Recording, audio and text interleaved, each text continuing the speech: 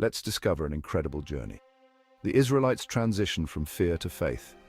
Picture this. God himself promises Moses the land of Canaan as the Israelites' promised homeland. But when Moses sends scouts to check the land out, they return with a chilling report. The land is filled with mighty warriors, towering cities, and seemingly insurmountable obstacles. Fear grips the Israelites. Their hearts melt, doubt creeps in, and then the unthinkable happens. Instead of trusting God's promise, they hesitate. They disobey. They refuse God's command to go to war and take the land.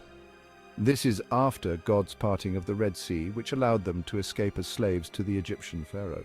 This decision, rooted in fear, leads to serious consequences. God commands them to destroy the Canaanite nations completely to avoid adopting sinful practices. But because of their lack of faith, their journey to the Promised Land is delayed. What should have been a swift victory turns into a prolonged wilderness journey. For 40 long years they wander in the desert.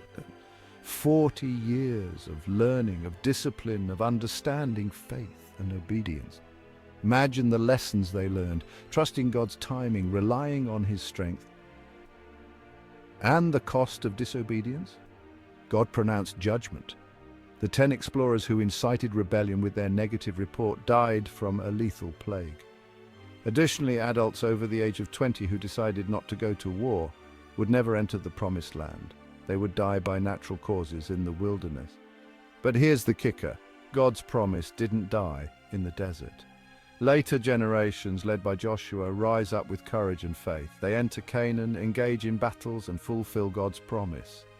Cities fall, regions are conquered, and the land flows with milk and honey. But the story doesn't end there.